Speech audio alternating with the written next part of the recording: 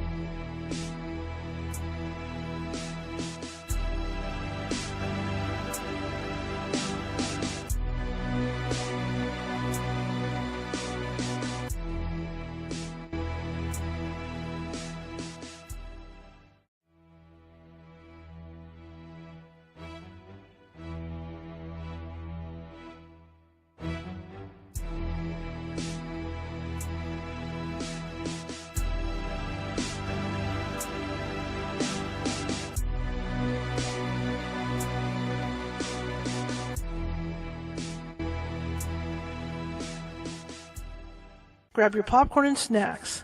Find a comfy spot, take a seat or lie down, and let me transport you to a place of fantasy, ghost stories, ancient legends, odd creatures, alien encounters, and other magical topics. You may even decide to join the conversation. From faraway lands to your own backyard, with a small dash of pixie dust, turn out the lights and open your minds. The journey is about to begin. Everybody, happy Friday. How's it going? I hope it's going well. As usual, things are doing what they're doing today. We're waiting for Nancy to come into the room, but I'm going to introduce myself. My name is Charlotte. I'm going to be your host for the next hour or so, because we never know with Nancy how long we're going to be doing this. And I'm also the owner of the California Haunts Paranormal Investigation Team based out of Sacramento, California. We are 45 strong up and down the state, which means if you have a paranormal need, we can get to you from wherever. All right. So, yes, we also have branches in Oregon, Washington, Nevada, and Hawaii. Anyway, it's going to be a great night. We're going to be talking ghosts. I love talking about ghosts. Ghosts are cool. Most of them. But we're going to be doing something a little different tonight, too. You're going to see some changes to the show, and I'm just waiting for Nancy. And maybe. I just sent her the link. I don't know how she's not getting in somehow, but it's a cluster. What else is new? We're going to be doing something different with the show tonight. I'm preparing because of the numbers we're having. I'm starting to look into getting sponsors and things like that. So I'm starting to work on. Don't know, Nancy. What's going on? Don't know. Click on the link. Hang on. Another one of those shows.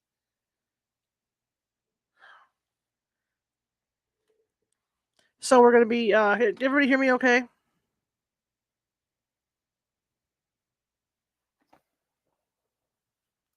Let me double check my settings.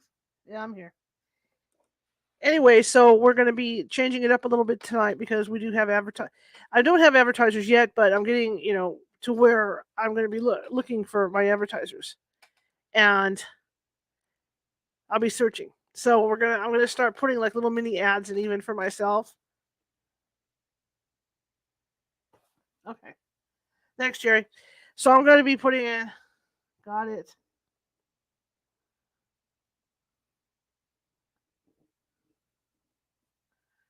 Okay. It shouldn't be. I've sent you to Facebook.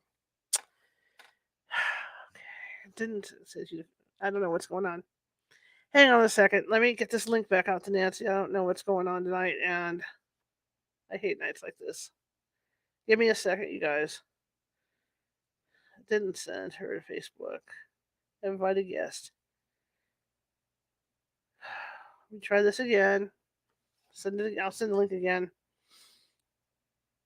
I shouldn't have sent her to Facebook, but it did. Okay. Anyhow, so I'm playing around with that to see how it's going to look. So the ads are pretty much going to be about Nancy and I. Okay. She clicked on the wrong link or something. So give me a second.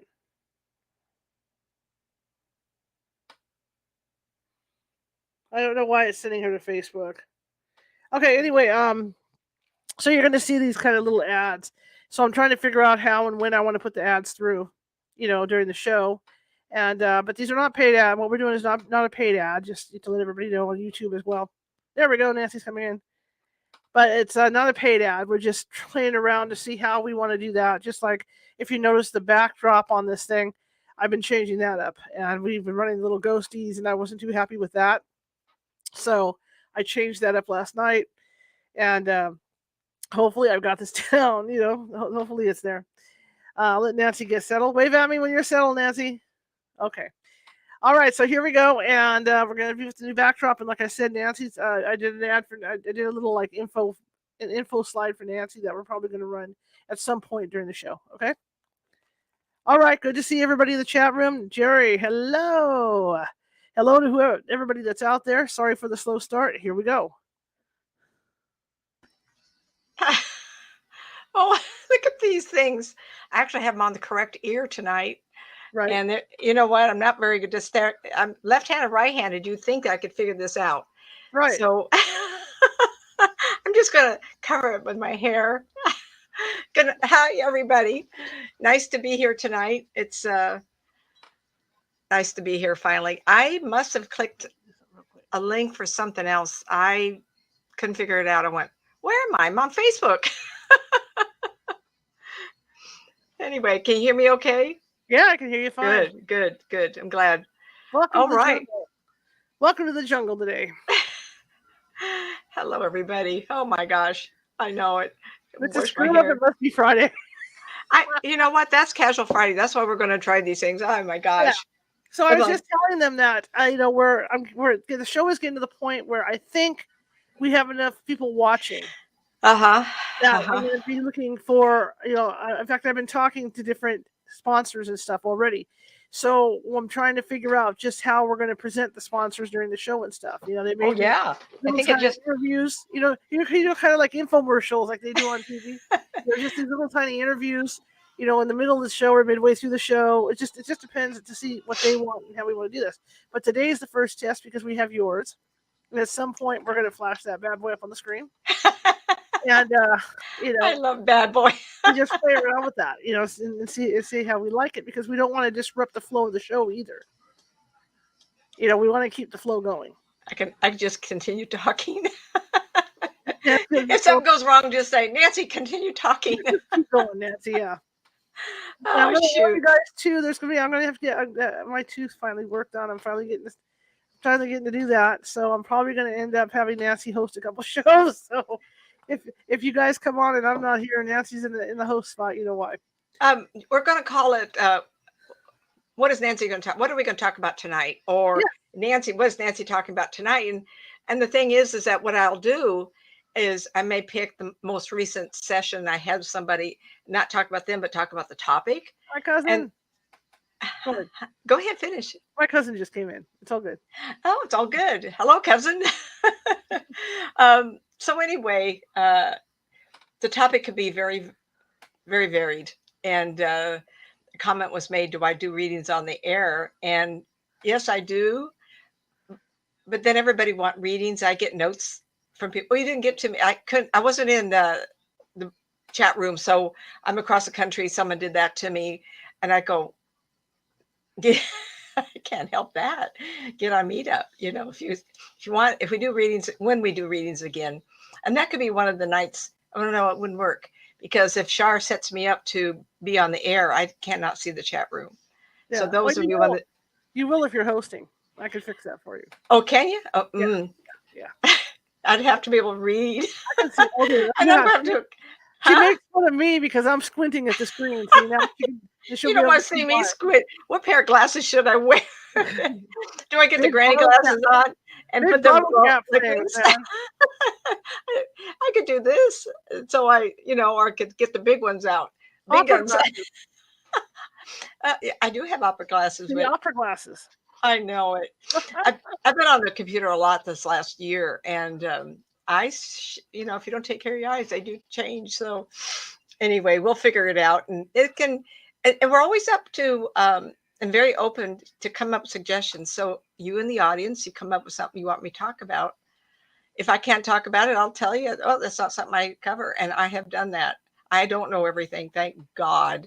I do what I do, and there are things I stay away from, and I'm not going to say it on the air because sure enough, the universe will hear me, and I'll get a slew of that kind of problem. So that's how it is. That's how it works. That's how it is. I do the tough stuff anyway, so there's tougher things than here. I'm going to say by accident. So okay, so where are we starting tonight? You want me just kind of start talking, or are we going to just? I mean, I'm a ghost hunter. It's what I do. It's my thing. Jerry's a ghost hunter. I see Jerry out there. Hello, Jerry. Reese is probably out there somewhere. Ghost hunting's our things, and let's talk about ghosts. I just have all kinds of stuff to talk about ghosts, and I know you do. Right? And there's people who've never heard RSS feed. You may not have heard of me before. Oh, yeah. Maybe you have. So I was born this way. When I found out, someone said they labeled me a psychic, and then I see ghosts. They go, "Well, you might be a medium too," and I went. Was just blank, like, oh, is that what's been wrong with me all my life? Every time you say that, I look at some kind of appendage coming out the side of your head. I was born this way. I was Okay. born this way, everybody. And no insult to anybody that has an appendage coming out of their head or anywhere else. I'm just Oh saying gosh. that's the Well, it person. looked like my mother's side of the family are cowboys and Indians, and I take after that side. Clearly, the darkness of me, and I'm older, so my skin is light. When I was a teenager in high school, uh, it looked really Indian. And my sister took after her father's side of the family. He was English, Irish, Swedish, Norway. You couldn't get any blonder. And that was the side of the family that I inherited the gift. Years and years and years later, my mother, after my mother was in her 70s, 80s, and she said, you know, I admit something to you. And I go, well, Mom, what? And she says, I've always thought of myself very intuitive. And I said, you're admitting that now? I've been doing this for 25 years. And she says, I just think I should admit to that because I never liked it. And it is a true statement. So my father had the gift. And when he met my mother, he said, I'll marry you in 90 days. And she so resisted. I mean, and she said, get rid of him. I married him. It's just because he would never leave her side. Well, his mother was very gifted. And this is, I don't make anything up. Who can make up stories like this? My mother really didn't care for the gift because he would talk to not only his dead father and have conversations, he would talk to his mother who lived across town, and they would have open conversations. And my grandmother was a silent screen movie star. And one of the books I'm going to write up is pictures of her on stage in the movies. They call them stills or something. And all the poems she wrote to my father. Well, her mother, if you look up the Fox sisters, upper New York State, around the turn of the century, my grandmother was born to mother in her 40s. They had a clutch of women that would sit around on Saturday nights and table tip. And it was all the rage. It was like the big thing to do. And so that's the side of family. And then my mother said, and I told her, I says, oh my God, I have the leprechauns on one side of my family and the spirit worshipers on the other. I couldn't go on, if you're going to get it, get it. So anyway, my father's last time I saw my father, which I'm leading up to, is I raced into his arms. And I have little memories of him because I was 6 years old. And the day that he was going to leave, we lived in Hollywood, and he was going to Las Vegas for a job. And then he was going to drive home on Sunday night to Monday. And we were going to move to Florida.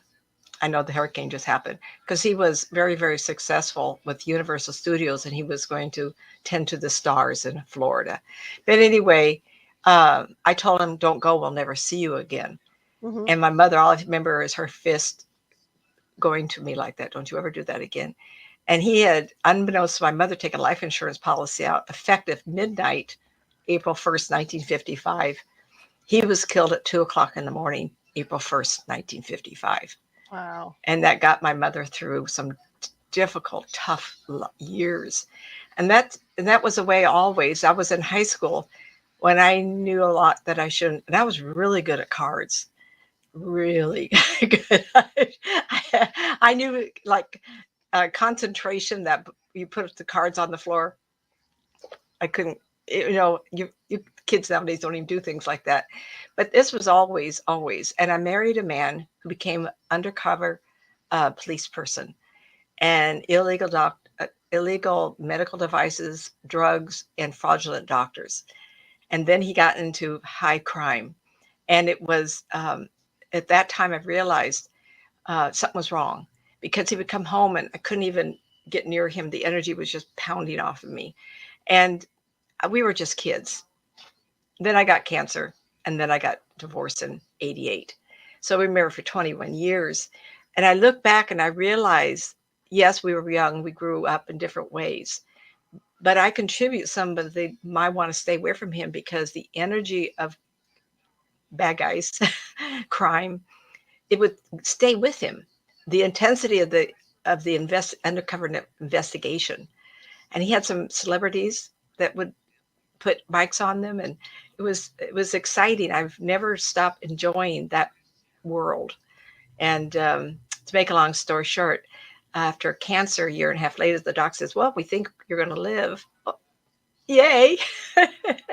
And on my birthday, April 30th, 1990, I said, thank you for my life and my sanity. And if you wish, I'll work for you the rest of my life.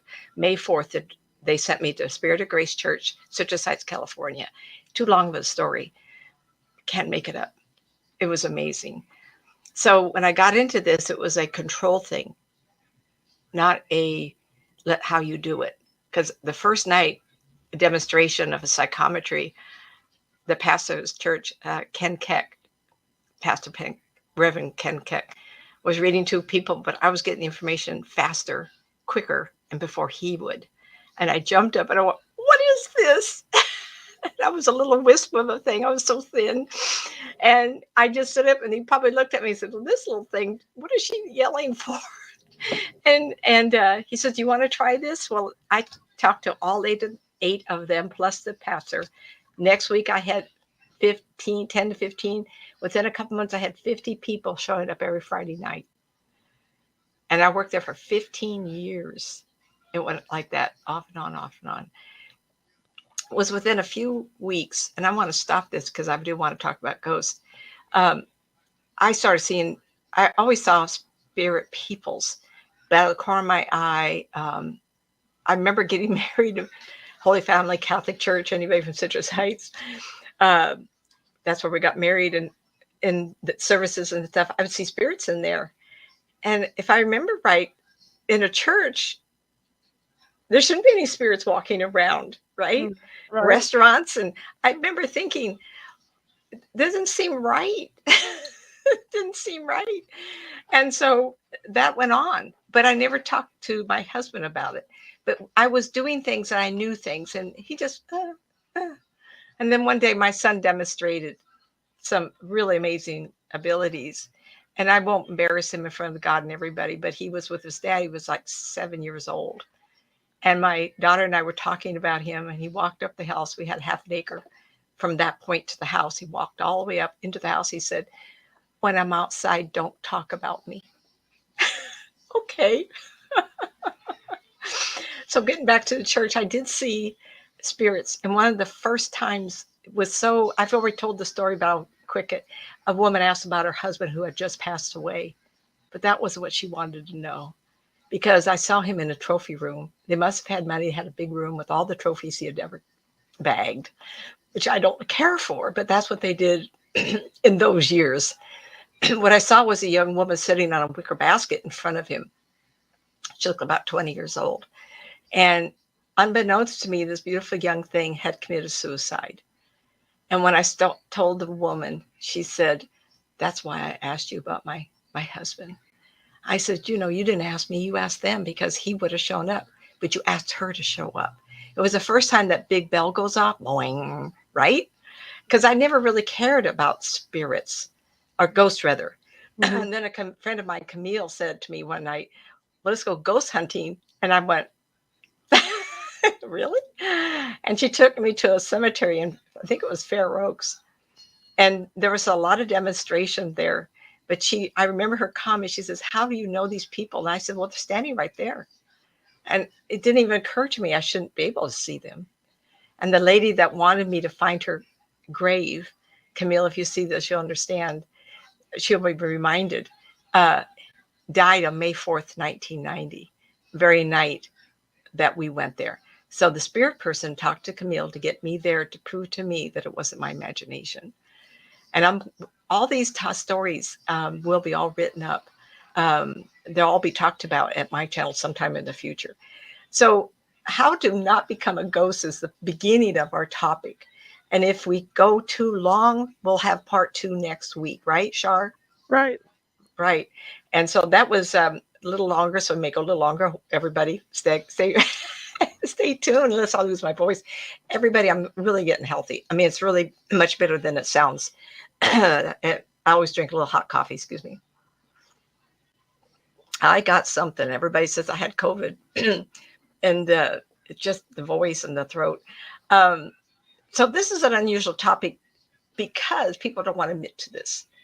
A lot of people don't know if they want to believe in survival, let alone are we just going to become ghosts, or they watch the TV shows. And there's so many things, ghost hunters. And most of the time, ghost investigations in hotels and asylums and hospitals. And I think about that. I go to the hospital, I block it. I call it being a walnut shell, like this. I don't want to talk to anybody. I don't want to see anybody. But recently, my husband drove me by a couple cemeteries in the town we live in, and I wasn't guarded. And I went, oh no, there's three here, and there's two over there. You drove me by them. I mean, he didn't even warn me. And now I won't be able to forget them until I go there and talk to them. And it always made me, right? Oh my gosh. I just like this. And yet there's so many spirit people everywhere. But the ones that capture me reach out because they're stuck. They see me, and they've told me I was doing rescues for years. And I kind of turned that away because it's satisfying, but it's draining. And what happens, these rescues find me. And it was difficult because I didn't know what was happening. And one even happened in a car. I was traveling to San Francisco to visit my sister, and someone else was driving. And all of a sudden, a guy in a canoe started swimming around in the car. And I went, it was like, are you kidding me? I don't want that. And a man showed up once, and he was laying on the ground, and he had been burned up because he was dying against a tree. He had run out of his barn, and he was looking at the barn. It was on fire. That's not necessarily a ghost. That's a lost soul. Big difference, everybody. Big difference. So that's another good topic of this lost souls. And there's some that are very distressed, and I was able to rescue a few of them, but it's very difficult. And at times I've been at the bedside of someone dying, and then I've done, people do a reading, and they'll bring that up. And one was a very senior lady, and I held her hand. I says, honey, you've worked hard enough. This has been a hard life for you, won't you? It's okay. You just go on. And I felt this gone. And then in Tucson, I was invited to come to a house where there was a disturbance. And before they told me anything, I says, I drew a picture of the house. I says, we go to the front door, we go to the back bedroom to the right. Got in the front door, and the man said, her bedroom was at the far right. I go in there. Was she next to the window? Was she, And I got in there, and she was still there. It was strange. She was wrapped up in her sheet. And she was waiting for somebody on the verge of becoming a ghost because her eyes were blinded. She was disoriented. And so I said her name. Sorry, I don't get permission. I can't say the names. And the woman that was greeting her looked like somebody, they were Hispanic peoples, but this woman was very pale with a sharper nose. And I thought, ooh, who is she? These people culturally may be different. And of course, I don't even think about marriages. And I described her, and they said, oh, that's so in the family. And I pointed to the lady. I said, hey, get their attention. So I do this all the time. I tell people, get their attention. Be sympathetic. And so I was very sympathetic. And I said, oh my gosh, I was trying to talk. And don't make big sentences, make them short. And I says, listen to me. So when I do past life regression, I change my voice. Listen to me. Listen to me. Pulls them because I sound different than everybody else in the room. And I can see it. That's goosebump time, everybody. And I saw her turn her head just enough to look at me. And I asked these people, the ones that were rescues, and I said, why do you see me? And they said, your light is brighter than everybody else's. And that makes sense because I was doing a talk at the Big Evolving Times Expo in Sacramento 25 years ago. And someone who was in a big lecture hall, and they said to me, you're very bright. You have a lot of life force around you. And I contribute my being able to do what I do because I have a lot of body energy. And I've explained this on a Shara show before. I think it was Shara show. And I said, I'm an athlete, been all my life, I'm very busy, high energy. Maybe I was ADHD as a child. I don't know if I was, but I never sat down. I was a kind of pissed. So I have a lot of muscles like the Indians would be. Indian peoples are muscular, hardy. And so at least the group that my mother came from. So I think that's part of it. So she looked at me and she didn't look at anybody else. She saw me. And this woman was distressed, didn't realize she died, but didn't know why she was the way she was. And I got her attention.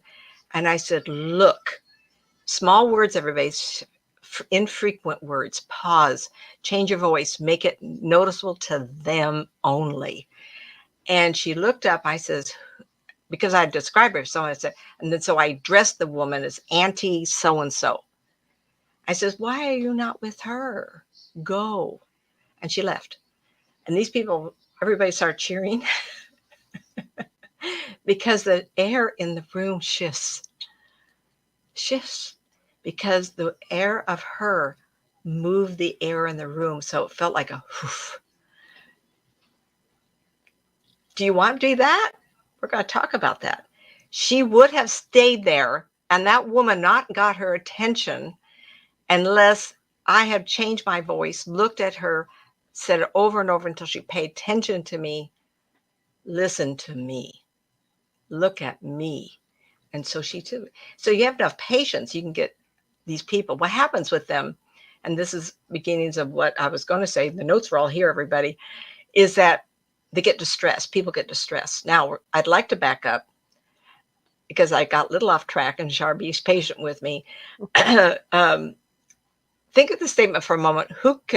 So I'm going to assume that most of you listening tonight might have been in this investigation of spirits and ghosts a long time. You watch TV shows.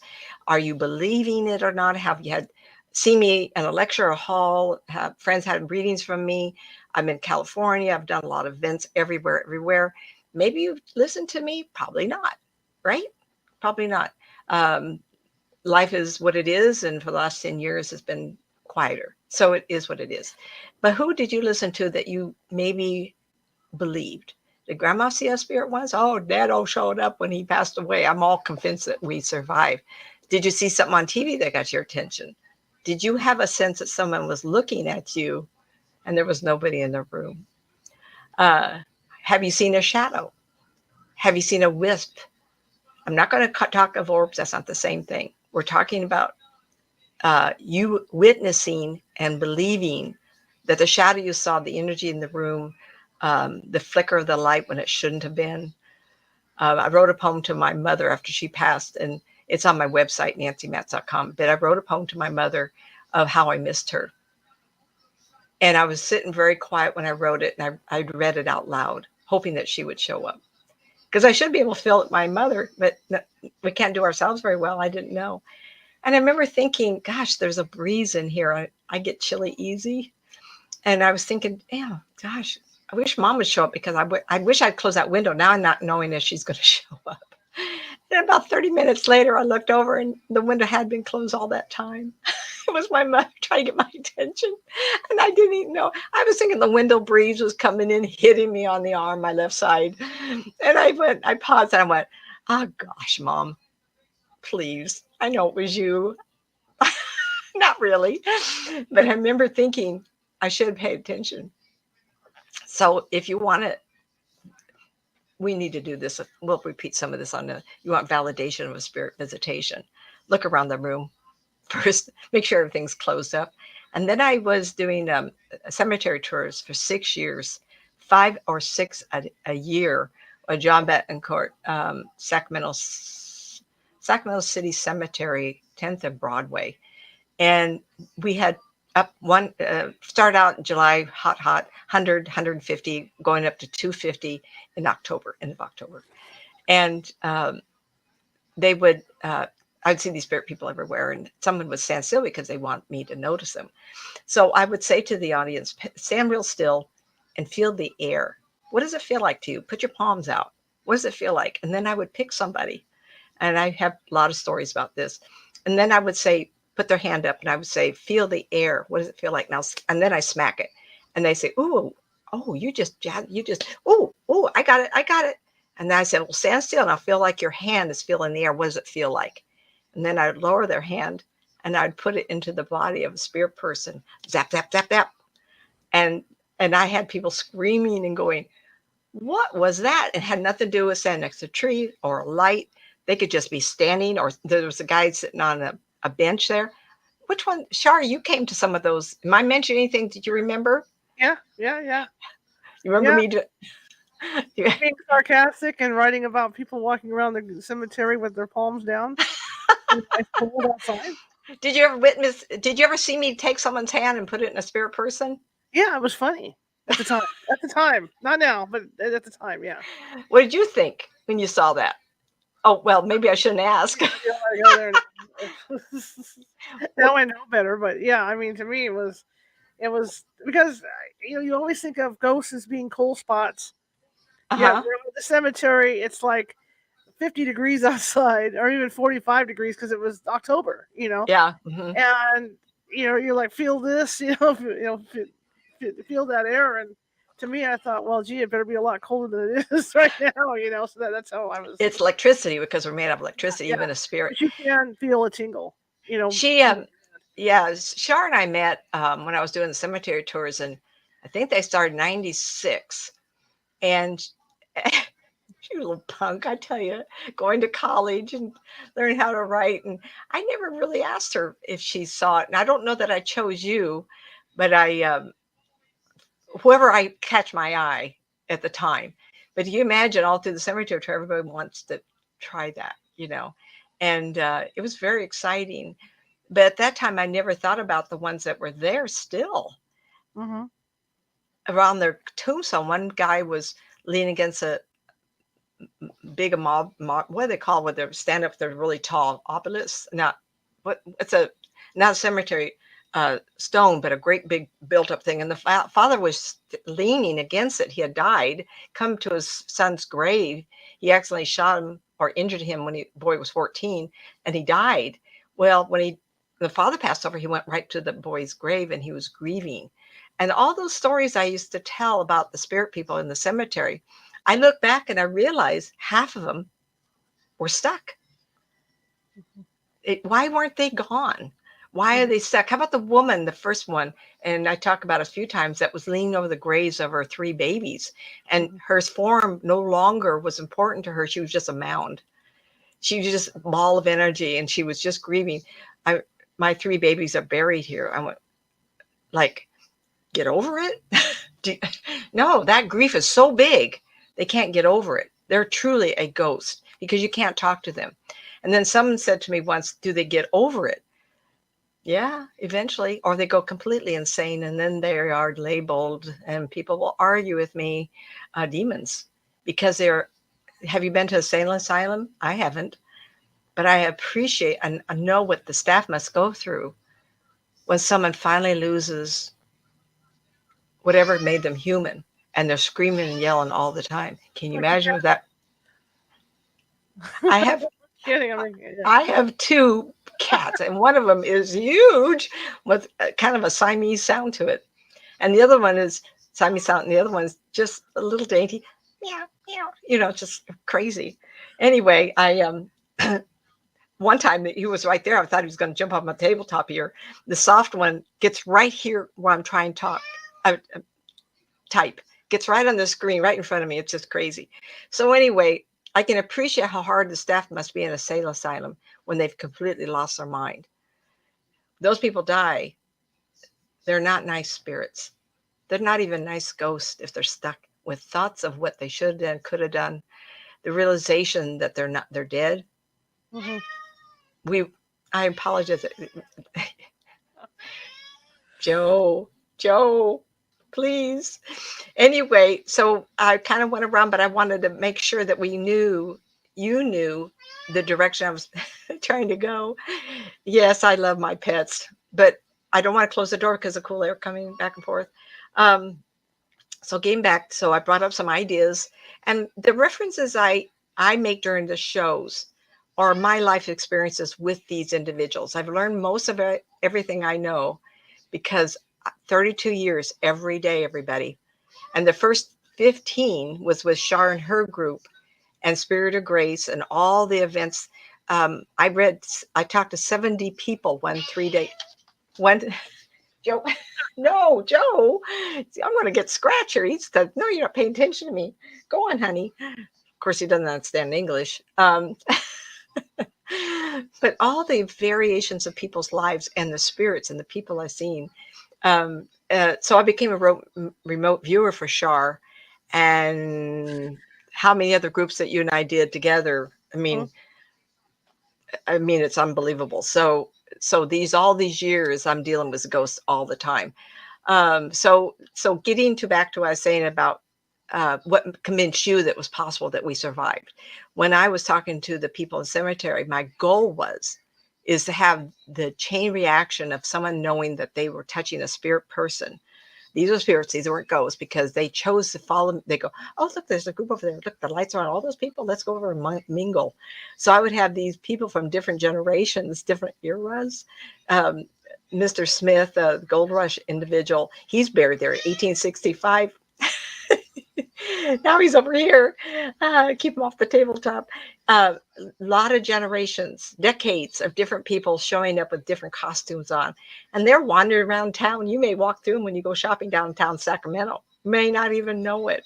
So think about those things. And if you get to a place in your life where you think, this isn't it, there's a lot of people. You read books, you listen to people like me, and there's a lot of people like me out there that see spirit people. I hope there's a lot. And my goal in this life is to make sure that you survive your life better than some things I had to go through. And then with that, I see these spirit people. So I have a lot of clients that want validation. And I shared one last week because it had only been a day before when I got the reading of someone who was desperately grieving some people in their family and wanted to know who was with her. And anyway, it turned out really good. So some of the things, so that's what I wanted you to stop and think about, and don't let me talk so fast that you don't have time to collect a thought. You're in the house watching TV and all of a sudden you feel someone looking at you. How many times was that really a spirit people or your family, grandma, grandpa, overseeing that you're okay? That happens all the time. You go somewhere or you're in your house and you see a shadow out of the side of your eye. Did that convince you? I have found out in my life now that I truly understand. And no, I'm not an old grandma that does this anyway. Like you say, oh, that grandma, she got kind of nuts in her old age. I've been this nuts all my life. No, since 1990 for sure. And it was hard for me to accept and be labeled a psychic medium.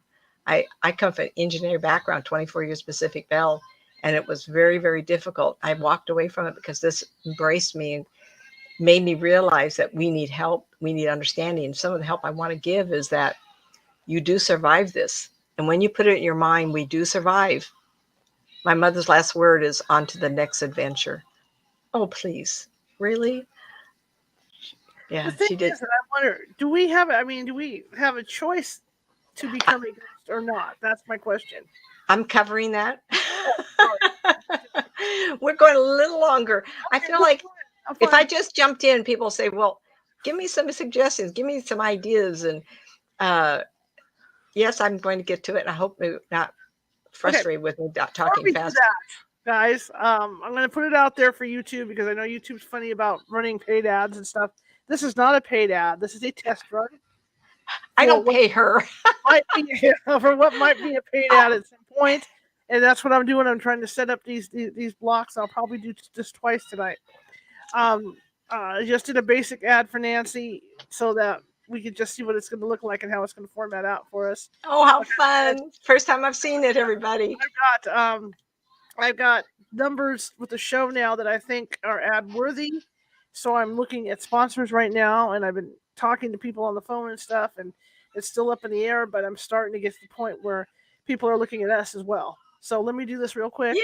And, we got about a 6-second ad. Let me go find it. Oh, I lost it. I'm kidding. Here we go. All that work. Is this? Oh, look at there. Yeah, that's me. Okay, we're back. That's all. That's great. And it's my for those who can't see on RSS, it's a picture of me, the one I've been using for a long time. I'm a little older now, of course, and it's a banner for my website, nancymatz.com. And the phone number will show it toward the end, or should I say it now? Say it now. Say it now while we had that up. 916-773-1657. There we go. But if you go to my name, nancymatz.com, it pops right up. Yeah, I'll add that Oh, on how there. fun. So yeah, so that's the first step, Yeah. and I know we probably get some B-roll stuff too, to where it's going to be video stuff, and I'll probably be doing some little tiny interviews like those infomercials you see. But we'll see. We'll see how Yeah. it plays out. I don't have anybody committed yet, but I'm sure I will, because, like I said, the numbers look really strong, and we had a big peak last month, and then it kind of came down. That's what I was waiting for, to see where we would come down to, and the numbers this month look really good. So I'm pursuing it a lot harder than I was before. Well, and this is our first try at this, your first try. Yeah, And I'm an artist. I have a marketing background also.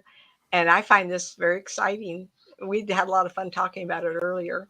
yeah, So the idea was, I want you to start thinking about your experiences. And did it convince you that the possibility of us surviving this mess we're in, this life in this meat jacket that you have to wear around every day, it is only temporary?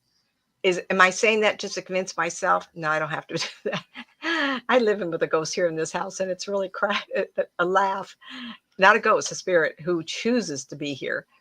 And I'm so convinced. I was saying to the group one day, once you start believing this, to adjust your life, to live it in a way, to use your life. Facebook is really good. It has the expressions. You get a body, don't pamper it, use it up. Skid it, like your baseball is skidding into last plates, the home plate just all beat up. And I've done my share. I tell you, it's kind of fun to think we're trying this life out. We're trying it out. We're getting from it what we hopefully to enjoy and experience. We're not here for lessons. We're not here for punishment. Karma is sweet. It comes around your own lifetime. You don't have to have it next lifetime. And in some ways, you can ask to work something out, but we're way ahead of ourselves. Again, we get talking, and I'm so sorry. I want you to start from the beginning of this, because I want you to think about these steps I'm going to point out to you. So, everybody, how is your life going? Do you like your life? So we have an audience of people from all age groups, from teenager probably to early 20s. We have someone in the audience listening now who's early 20s. Think about your life and where you want to go with your life, and what would be important for you in your life. At this age, it may be hard, but what I would like to say is, for those who have rumbled along 40, 50, 60, and 70s, look at your life as a whole. How does it feel to you? I'll never forget my grandmother saying, it went so fast.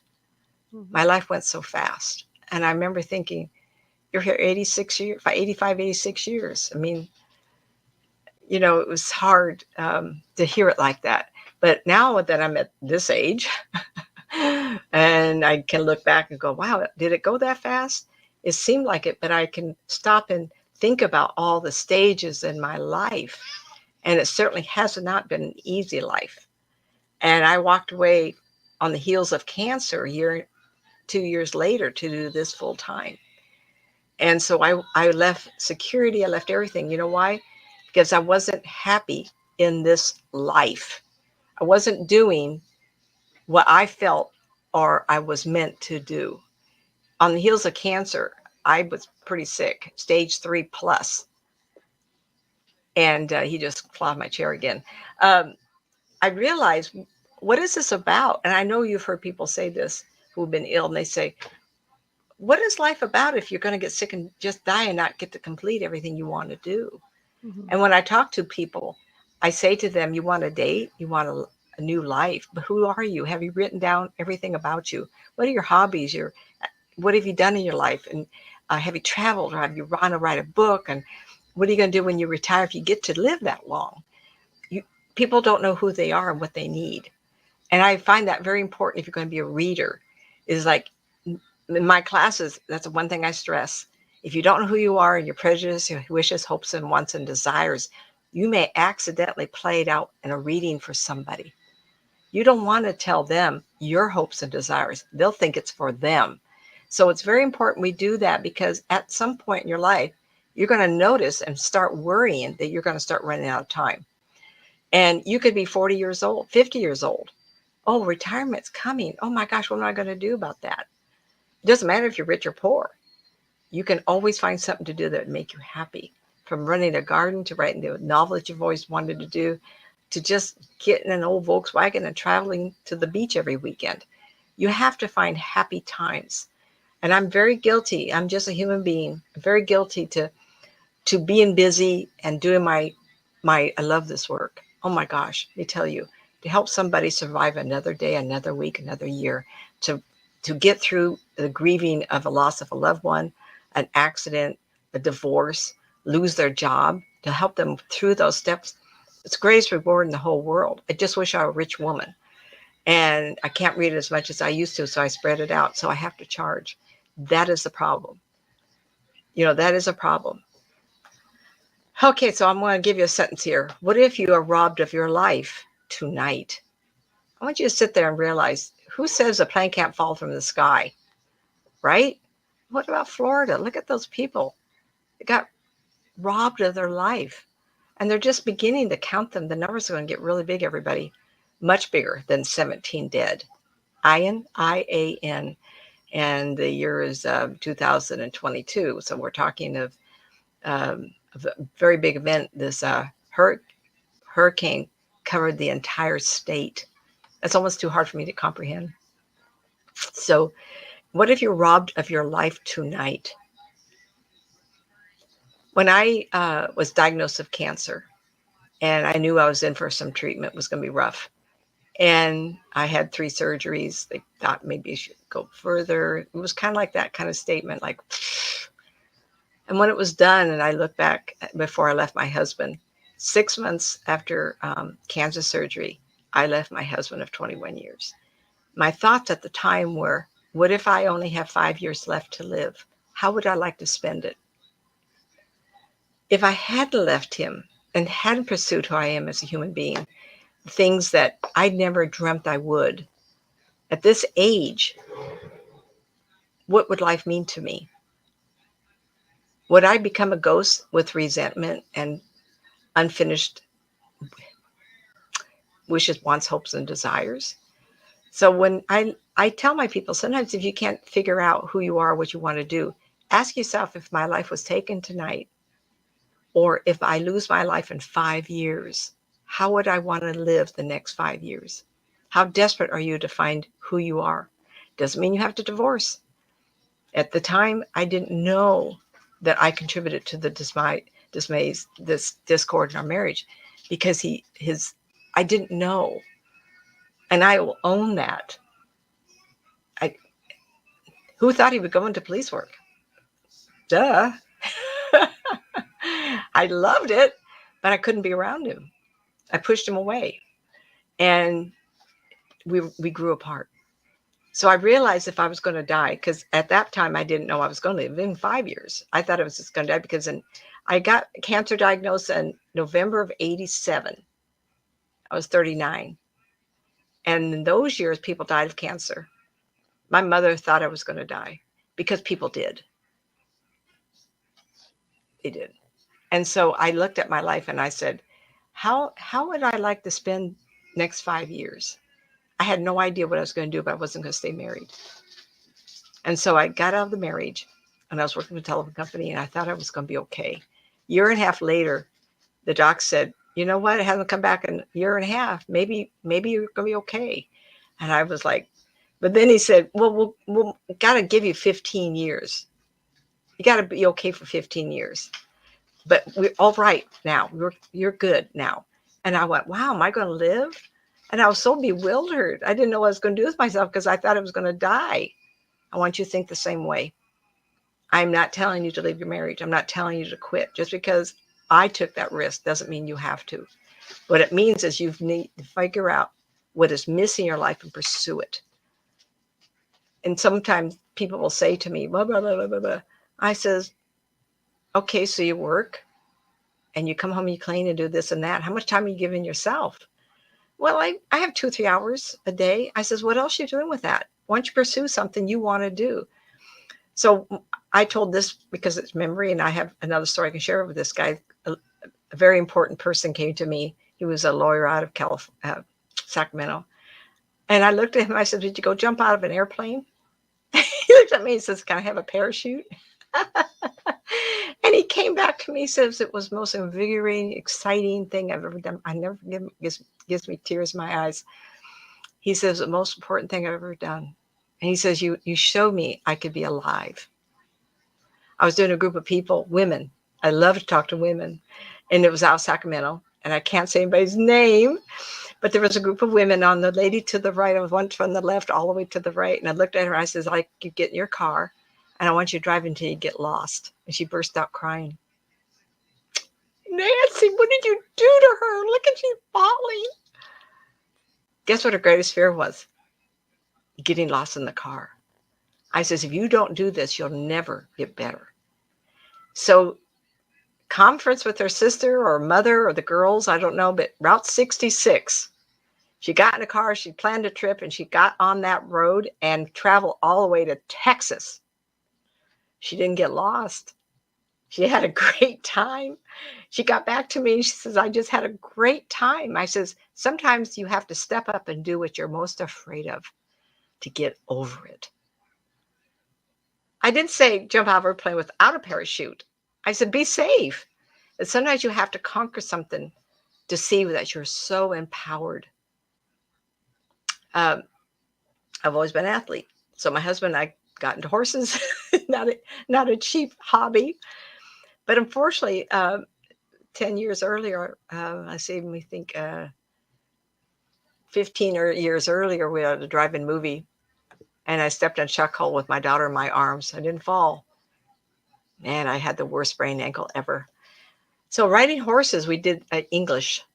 After a while, my ankle blah, blah, blah, blah, like this. And someone said to me, Nancy, why didn't you start running? And I go, to strengthen your leg and I went, oh, I can't do that. I'm a lady. I don't want to put shorts on. I don't want to run. Remember, this is a long time ago, early 80s. And that's a man's sport, not a woman's sport. In fact, it was those years that women just barely got into running. Oh, no, I got into it because I was afraid not to try it. I wanted to see if I could run. Well, it turned out I was really good at it. I'm not fast, but I'm good at it. My weekend runs were 16 to 20 miles. Yeah, I'd run every time I could. Gave up the horse. I conquered that fear. And you know what that did for me? It allowed me to divorce my husband because the empowerment I felt from running didn't hurt. Got to help the figure a little bit too. Then I was thinner. So, then I went into Kansas, long story. Anyway, so what that taught me was that things can be accomplished and conquered if your fear is there. Now, I'm not telling you to lose your job, step away from it, and make pottery in the desert. You got to pay your bills, right? So do not blame me for something that didn't work, but you have to work toward it. If you want to make pottery, do it as a retirement job. I counsel a lot of people on their inability to be happy after retirement because they thought they'd be happy just working in the garden, read a book once in a while. If you're not productive, your mind will make you want to do something new. You could sit at the beach every day, but even that gets old. If you win the lotto, $100 million, gets really boring. Yep. Want a little. I talk to people with lots of money. I got lots of clients, and I've never met most unhappy people because they don't know how to fulfill their inside wants because it's so easy for them just to purchase it or have it given to them. Sometimes the poorest people I talk to are sometimes the happiest. Okay, that's really amazing. In this life, do you feel angry, defeated, and vengeful? Do you live only from moment to moment? Ever plan what your life with the hope of future reward? And what are you doing now to gain that? So if you want a boat to sail around Cape Cod, it's something. Or if you want to travel to Egypt, I have people want to travel in Egypt. Someone said to me, Nancy, I'd love to take you to Egypt and put your hands on the pyramids. I said, oh, please, I would love that. Are you kidding? Yeah. Probably wouldn't need that. Probably just stand there and say, anybody in here? They'd probably show up. Somebody from the past would come in and I wouldn't be able to understand them, or I probably could. But what would I do with that message? Who would I say something to? Some Egyptian king would say, who are you? Can you help me? I go, no. I wouldn't know what to say to somebody, but it's a great idea. Mhm. So I want you to give thoughts to that. Um, I would like to go to the next paragraph because I don't want to take all night here. Have you come to grips with some of the situations that have not been good for you? How do you look at something? I was in a really bad accident. I was 18 years old, and first car, bam, right. I had surgery on my foot and busted all the stitches because I was a driver. And guess what I was afraid of? I was afraid to tell my mother that I hurt my foot. Really? You total your car out. But in those years, that was, I didn't want to say it. So I came to grips with some of these things that have happened to me, even my illness. Cancer was one of the best things that ever happened to me. It shook me up. I call it the red brick of God effect. In some ways, having the universe, he, she, the diva, whoever's running this show got my attention and said, there's more to life. And we're just going to rattle you a little bit. That wasn't my time. Shar and I talk off and on about the close calls.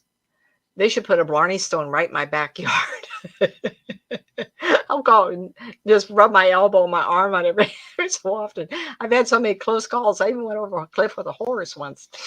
I was with two other ladies, and the horse was stopped by a big boulder from Granite Bay to Auburn Lake Trails up to Auburn, where it gets really high, and you're running on this little tiny path the horses are. Oops, snake or something. We went right over. And I remember thinking, I wasn't expecting to go this way. and Butters hit a rock. And so we crawled our way back up. And Linda said to me, should we all just walk up? And I says, if I don't get her, I'll never get her on again. And I did. And I didn't realize I'd conquered it. So I was the talk of the conversation. We're on the campfire for weeks. Nancy just went right over that cliff. Oh gosh, what stories, huh? So what I want to do is I want you to think about these situations. And what did you gain from the situations versus lose? No, I don't want you to call me up and say you were in a shooting and your friend got killed. Don't want that. That's a totally different situation. I want something to happen to you that you come to grips with and you go, you know what? I did survive that. Am I a better person because of it? I've talked to people who've lost limbs. Who can I talk about? So this friend of mine, and these people live in Stockton, she and her sister, and Joe, and so she lost a leg to cancer. And I was talking to her briefly about it. I says, "You miss your leg?" She says, "No." I said, "Where is it?" "Oh, the hospital put it in this freezer for me. So when I die, they'll put me and the leg together again." I says, "Well, if you're not missing it, why are you waiting? I mean, why are you letting them hold it for you? You paying for it or something?" And she had him cremated. And what was great is that she became a new persona. They gave her a new leg and she tried it for 10 minutes and says, "Oh, no, no, no. I'm really good and fast with these crutches." And she was whipping around and she had a new personality. I can do anything. Watch me. And she was known in her life. I won't say anymore. So she turned it around. Now these young boys that go to war and come back, I can't address that. But how many have turned around and rewarded others and helped others? And one of the fellows in one of my classes is helping young men with PTSD, turning around and giving back. I feel like that is the best way to help your spirit be happier, fulfilled, is whatever happened, turn it around. So my unhappiness in my life on the things that you don't know about that I will not bring up, it's been difficult. And what that tells me is God wants me, the universe, he, she, diva, whoever's running this show, wants me to experience many things. So when I talk about something, I know about that topic. So you have to come to grips with everything that's happened to you.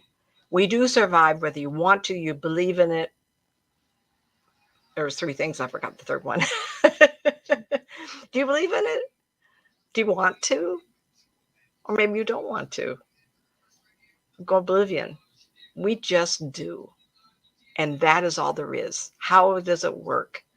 They talk all about how mysterious the universe is.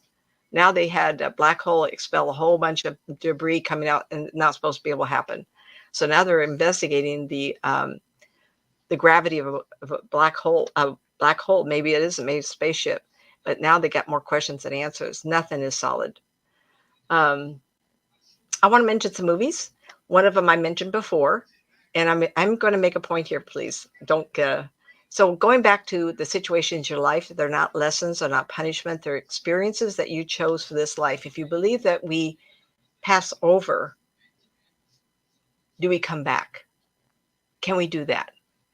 That's another story for another night. But if you can say to yourself, this is the present time, I'm in this meat jacket that I'm borrowed and I'm wearing it because I want to have volume. I want to know what a kiss and a hug feel like.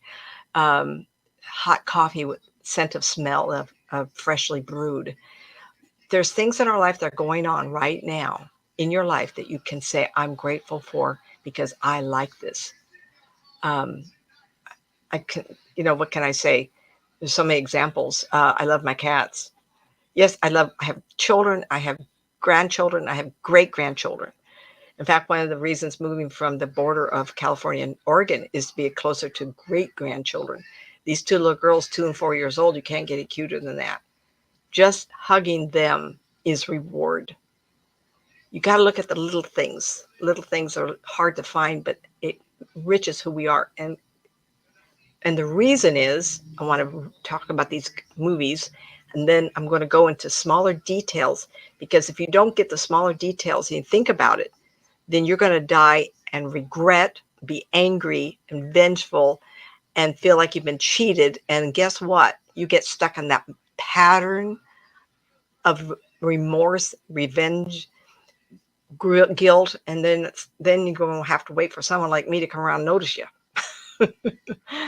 One of my favorite movies all time, I've talked about it a couple of times, is Ghost. He got shot, laid in the street.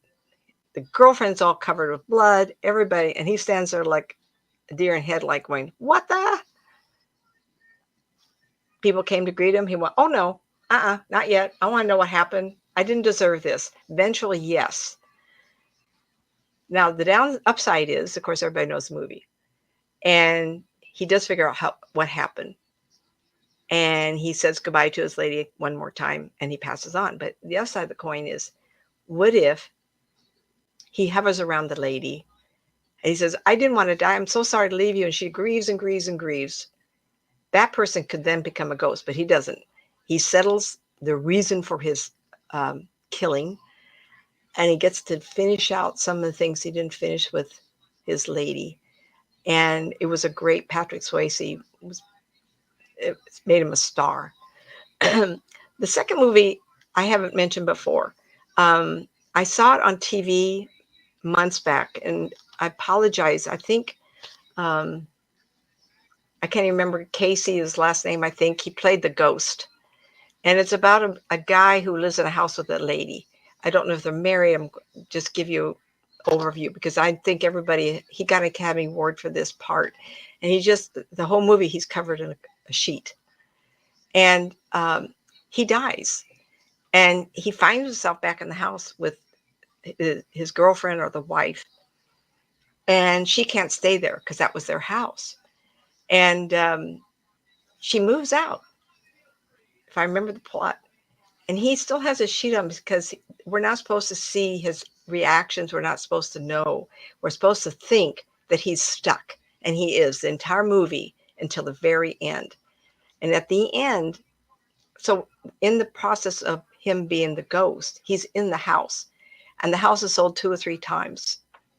And then at the end, the house was sold to begin with. The house disintegrates.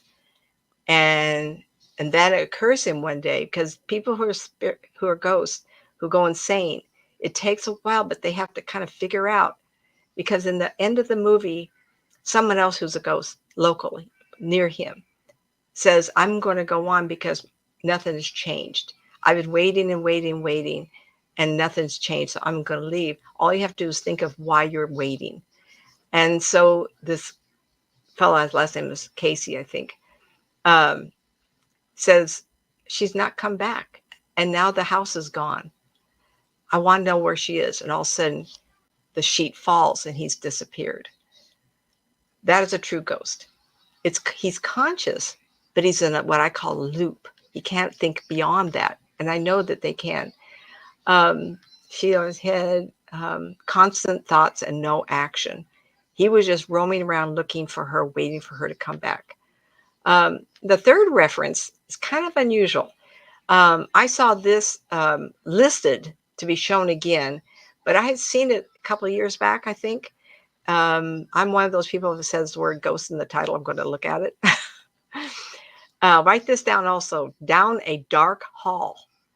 And it's about a gal who dealt with her father's death she was 9.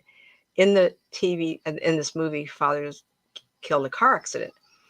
And she's young, and mother remarries, and the daughter just feels very cheated. And I deal with parents with children who have issues, and I tell them, this is the problem. You divorce, the child is financially insecure now, doesn't know if you're going to divorce them. They don't know if they were the problem. Did you ever tell them they're not the cause of the divorce? Does the other parent that isn't raising, did they come around and also say, no matter what happens, I'm always your dad and I'm always going to be there? Some things have to be said because the child internalize. And this is what this little girl in the movie, this young lady in the movie is about. She's a late teen, and the parents have given up. And so they are found, someone finds them and says, there is an academy that you can send this child to, and we guarantee that we will help them. Well, that's a pretty big guarantee, I think, right? So they found her at the school, they send her to this academy, and they go up, and it looks like a Gothic manor from 1700s, right? And it is older, but it has that look on it like, oh, don't go in there. That looks really bad in there. That building looks creepy. Well, the premise of the movie is that there's a lady who is running the school. There's only 5 girls who show up, and they have individual teachers that are experts in particular different fields. There's 5 total. And the premise of the movie is that the building is full of ghosts, and they're looking to possess somebody. This is a true definition of a ghost, meaning these people are insane. They died without finishing their masterpieces or the piece of music or the artwork. And even though they may be conscious, they've gone to a place where they're so desperate, they want to possess somebody. And this premise of the movie is these young girls have lacked their will to live. They've lacked the purpose and the passion to be alive, not knowing that they've put some sort of crack in their soul, peripheral of them. They're allowing somebody, consciously allowing, but have known to them that there's more things to happen. And what happens, the spirit walks into them, takes over. And of course, it takes a little bit of time for the girl, who main lead, to figure out that this place is not a good place to be, because each of the 5 one girl doesn't succeed, but the ones that do are completely taken over by the possessing spirit, so they can finish artwork, poems, song, whatever it is. And it's a true possession because these people are insane. One of the stories I've shared before is something that I was not able to get involved with to help this individual go on. He died of a massive heart attack at 51, 52, somewhere in there. And he had a hard time passing over. And he did, I think it was his father that was there to greet him, but he didn't go because he was so distraught. He didn't finish his career. He didn't raise his boys. He didn't feel like he could leave them. I appreciate that. But if you have a trusting wife or husband, because in the paper today, a young woman died yesterday at a railroad cross Sacramento, somewhere in this community. And the father said, I'll pick up I'll do this. This is what I do. I'll be with my son who's still in the hospital, my daughter. And this is my job. I don't know if I would like to say before all of you were born, the agreement was this would be an experience that you would go through. I don't want to say that, but at this time in my life, when I look at this, the bigger picture, remember my father was killed. My mother had a really hard time. how many years can you grieve? Mhm. When my father was killed, my grandmother was pretty young.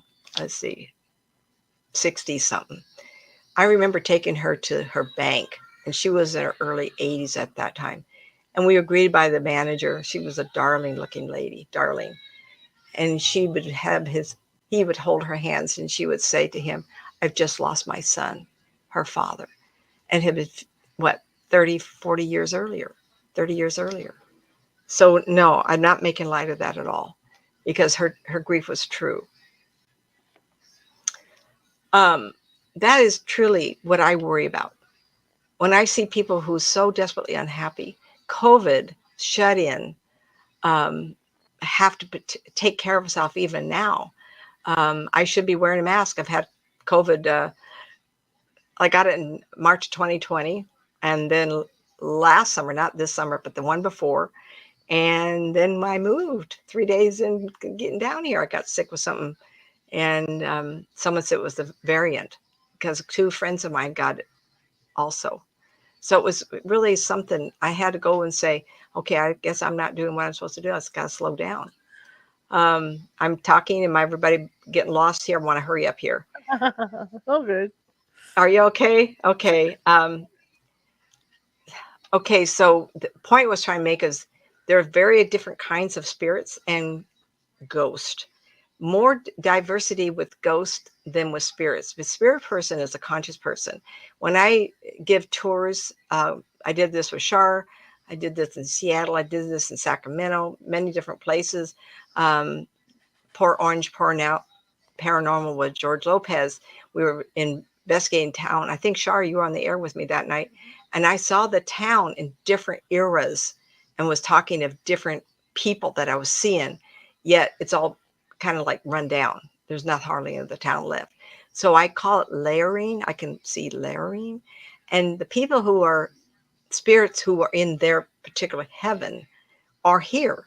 You don't have to go to the outer reaches of heaven or wherever or other planetories. A spirit can go into time. I think of a lot of our spirits travel time. I've had a lot of stories told to me where the family members weren't even aware that that was an interest of theirs. Oh, what? Go in the Caribbean, Pirates of the Caribbean, Joe. um, oh no, this is the other one. Um, so a spirit life can be very exciting. You can pursue. I was talking to someone I love, and she says, "Oh, you're going to be riding horses." And I don't know if I ever told her I rode and raced horses. So I could see me doing that, but more likely I would like to run because I would probably do all the runs in California and maybe Europe and go to China and run the big wall of China. Of course, spend time with my children. But once you start thinking about what you can do on the spirit side, maybe this life isn't so hard after all. What can you enjoy in this life? I know Shars is dying to get down there in Disneyland. She's fulfilling, right? And Yeah. that's a whole new show. You should do it. And sometimes it doesn't have to cost a lot to just do something you enjoy. Just make the time. And I'm guilty, and I've seen some videos lately on that we're not given enough time. Um, okay, so souls who are stuck can travel from one person to another. They can possess, absolutely, we deal with it all the time. They can disrupt and create havoc for the living because they're insane. They're so mad, they're so angry, and they're so completely overwhelmed. So those are true ghosts. And it's not nice. It's not fun. And it is disturbing. So there was a girl, and I already told the story once. There was a young lady who was being stalked with a ghost. And the ghost would come into her bedroom later on because it wanted to talk to her, but it was more angry. It was like in her space. And I said to the mom and then to the little girl, I says, whose bedroom is that? And I asked the girl, did you like your bedroom? And I said, tell me about your bedroom. And she just gave me all this wonderful detail. Purple, lilacs, lacy. And I says, well, how dare that man come into your space? Your mom created this beautiful space for you. How angry are you? That's how I want you to deal with these ghosts. You get bigger, bolder than they are. They're not used to that. You push them away until they can find somebody that will make them listen. Listen, look at me. I'm so sorry. Are you hurt? Make them kind of listen to you. I don't want to go through this bill. That would be for another show. But you need to get their attention. If you're going to do a rescue, you don't bully them. You don't yell at them. You give them sympathy. You give them a way to think about it. And then you guide them to what they need to see. It's nice that I can see somebody. One person, I said, your mother's standing right behind you. Look at your mom. Turn around. It didn't say it like that. I was trying to be nicer. But sometimes I get frustrated. Well, why aren't you seeing these people? They can't. They're blind. All they are is consumed by their loss of their money, their house. They're consumed. They don't have a life. They're consumed. The wife married again. They're consumed with not doing something important. That's what I don't want you to get to. When you start planning your goals out and it doesn't happen, step back and say, I wonder what I'm supposed to learn from that. Maybe it's the wrong job. Maybe you're not ready. When you're ready, the right thing will show up. Been down that road. I've had opportunities not given to me when I wanted it. And opportunities, people call me, you want to do this? And then I can't. Or something. Well, gee, Merry Christmas. Make up your mind up there. What do you want me to do? And the reason I can talk like that is say, evidently, I'm not supposed to talk to someone there. Someone should not hear my answer. They're not ready. What if I give someone an answer and not ready to hear it and they do something that benefiting their life? Mm-hmm. I mean, I don't know. But if I have that attitude, I was talking to this group, I think it was, and I said, I kind of live differently now. This is temporary. I love it. I love living. I enjoy some things that people don't even think about. I enjoy the idea that I could take a breath. I like the idea that my eyes, not real good, but my eyes work. I'm not going to do it tonight, sometime in the future. I love greenery. I got trees everywhere in here. I got beautiful pictures on the walls. I should change out these once in a while so you can see how crazy colors I like. I have the choice to look at beautiful things. It gives me pleasure. Simple little things. So we moved into this place. We kind of change things around. My husband's been here a couple of years. Long story. We had to deal with some health things for him. But at the same time, the excitement of a new neighborhood is not the drudgery of move. Yeah, it's hard. But I get to explore a brand new area. And we're right next to Oro Dam, ORO Dam, Northern California. So he's talking about getting a canoe, rubber thing or whatever. Oh, how exciting. So the move is terrible, but wow, look on the other side of it. Look what I get to do. You've got to have a teeter-totter in your life. Balance is important. So if things go hectic and bad for you, turn it around. Look at the other things around you that you can benefit from that enhances your life. So ultimately, if something terrible does happen, family is going to grieve you. You're going to step out of your body and go, well, I'm glad what that one's done. I want to see what else is there. Go to the museums in France if you want. Do something exciting on the other side. I'll tell you, I had life in Japan at one time. Yeah, I do believe in that. I get so many flashes. It's amazing. I had life in France too. And my husband's very gifted. Can't live with me for 20 years without catching on. And we lived next to Tombstone, Arizona. I had a wonderful office there. And Professor Gary Swartz came there and invited me into his world. And probably one of the few of a dozen people he double-blind tested, and he just loved me. And I miss you too, Gary. Call me. Call me. Let's connect, huh? Anyway, so I love being there for the time I was allowed to be there. Anyway, I think I've talked long enough. It's almost 7. Did we have any questions? Well, hey, you've been rolling right along. Any questions, you guys? Nope. Nice and Okay. quiet. They're quiet. They're But they're probably, well, so I guess I hope I covered it. I started out negative, but I think people have a tendency to talk to psychics or Nostradamus or some of these others, dooms, people on, you know, we all do what we do. There's Mhm. enough grief in the world besides me telling you what's going to happen negative next. Yes, I do get that stuff, unfortunately. But what good is it? If I tell you there's going to be a volcano, I'm going to tell you there's an earthquake. So what? What are you Yeah. going to do about it? You know, we're going to check out the day we're meant to. Make it the best you can, because if you don't, you're going to become a ghost. And gosh darn, I don't want to have to do that. You know, I don't want my people around me to take over my work. You know, you don't want to become a ghost because you're missing out on the afterlife. Mhm. And it can be fun. And I've seen so I was giving a lecture in Sierra Vista, and I was working the learning exchange down there, right? So I was getting all these talks, and someone said, "Oh, past life regression, you do that?" Yeah, you know, how many hundreds of them? So right, 100.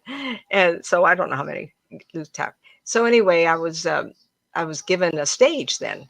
It was a little bigger stage, and people were coming in and so I was getting started, and my husband was going to record, and the button didn't get pushed. I was very disappointed because I don't know if my mother would have been seen. My mother was a very petite woman, 5'3", 100 pounds soaking wet, but black hair, 99% brown to black, right? And she had black, dark brown, black like mine, big oval eyes, and lots of eyelashes that saw her as she appeared on stage right next to me. And she came with energy all around her. But what I saw was her small upper body, her shoulders, the neck, and this beautiful young face with these black eyelashes, just dark hair like this. And I just went, "Oh my God." And everybody's saying, "I think, what's happening?" I said, "My mother just showed up." And there's a long story, but I entertained her building up in Portland, Oregon, the 7 floors. And, you know, it was wonderful. My mother was the hit of the building for over a month. Everybody says, "Oh, that was your daughter." "Oh, we had so much fun. She was so gay." Like this. So I think my mother was secretly always wished that she could be on stage. So when I was in this class about past life regression, she showed up, and it was amazing. So in the afterlife, she's been visiting. Sometimes I can feel her right next to me, looking into this camera, saying, "Oh, look what she's doing now." Who knew my daughter would do that? My picking up. Who knew my daughter would do this? Because I was on my way up in the telephone company, and I was the first line for about 7, 8 years, but I was only 42 when I left the telephone company full time. I was 40 when I got into this. So if I'd stayed until 65, I could have had the best retirement. Probably would have married someone on the staff. Oh no, let's take the road to less travel, Nancy. Let's do it the hard way. But I've had a lot of fun. And there's other aspects of this we do need to talk about. So we'll plan another show. Absolutely. Did you have fun? I hope so. Cool. At this age, sometimes we get distracted. I'll have to look at my notes and come back to it. So, but it's fun to talk about this and be aware and in the present. Oh, who is Pamela? Hello, Sir. Pamela, thank you, honey. That was really nice of you. I hope I said some things that I don't ever watch anything else that people talk about. So all these thoughts are all mine. If it happens to coincide with somebody else, it just happens. But I sat and typed this all up today. I've been thinking about it all week. So any topic you want me to talk about, bring it up. And then I think I might take this another step and talk about other situations of ghost. There's a half a dozen in my head. Sure. Yeah. And people can be seen as a ghost, but they're not. And let me talk real quick. There was a family that called me. They thought Grandpa had become a ghost. And I said, "Really? Okay." You know, and they were farm peoples. And we've talked and everything. And I do remote very easily. This is something I just did for them. But what they were experiencing was the vision of Grandpa walking through the house. And then he'd walk through the house again. They could smell a cigar. And so they thought that he was in the house making loops with a cigar. And it got to be Hi, Marissa. You betcha. That's nice. So when I went to put my mind to him, he told me that grandma would not let him smoke in the house. So in the morning, the first thing on the farm, he would walk to the back door and he had a hidden cigar jar. And he would take a, sorry, keep you awake, honey. No, He would take, don't take it the wrong way. I've been up since 6, so I'm back on like a normal sleeping schedule now. me too, I've been up since 6. So he would take a cigar out and he would light it on the porch and he would walk his whole length of his orchard, oranges in the valley, his whole length. And he would come back. And by the time he got to the back door, he would be done with his cigar. But people who smoke, they don't realize it. Your body's permeated with smoke. So Right. he'd come in the house smelling and mom would get upset, but he wasn't smoking. And so his heaven was a 5 or 6 o'clock walk in his orchard, smoking his favorite cigars. He's not a ghost because he was talking to me about how much he loved that. Sometimes the love is heaven. Can you imagine whatever hobby you have, you get to do it for eternity? How would, I know somebody, anyway, I got too many stories in my head. So I hope you understand what I was trying to say to that. Not a ghost if they're doing their love. Okay. Absolutely. All right, guys. On Monday, we're going to be talking about Sasquatch with my guest. So it's going to be a very interesting show because this gentleman that I'm having on knows things about Sasquatch and in Wisconsin and different places like that. We're going to be talking about different locations. So he's going to be with us on Monday. Of course, Sunday I'll be reading from the heirloom book, and that thing's heating up, boy. There's some scary stuff in that book. But I want to thank you all for coming tonight, and I appreciate it. I hope you all have a great weekend. Excuse me, I'm swallowing. But again, we're things are changing with the show, and hopefully I'll start getting some advertisers here. We can start doing stuff, and I can stop begging you guys at the end of every show. Gosh. But yeah. Anyway, we got something. Hang on. Who we got? I'm gonna flash my cousin up here. Here we go. Ready? There you go, Nancy. Hi, Rebecca. Oh, nice meeting you, dear. There we go. Okay. Boom. Anyway, thanks everybody for coming. And again, if you like what you hear and like what you saw, go ahead and hit that like button on Facebook and hit that follow button. If you want to check me out, oh, that sounds terrible. Check out my site over at Instagram. That's Ghosty Gal at Instagram. It's really simple. Ghosty Gal. No numbers, no nothing. Just Ghosty Gal. Over at Instagram. I'm looking for followers over there as well.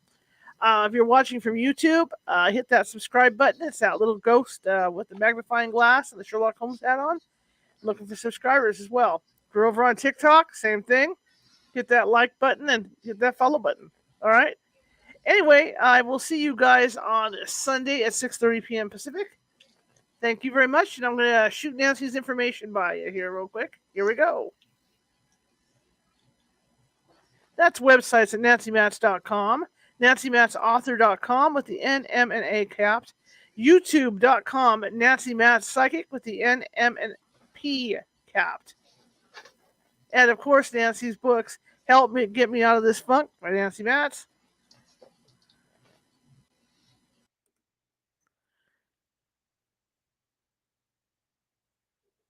And Two Worlds, Developing Your Psychic Skills.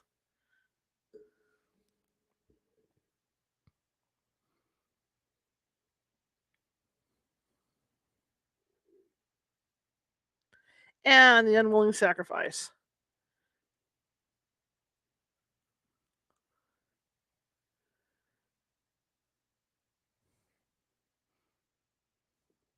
And, of course, you can get those at Amazon.com.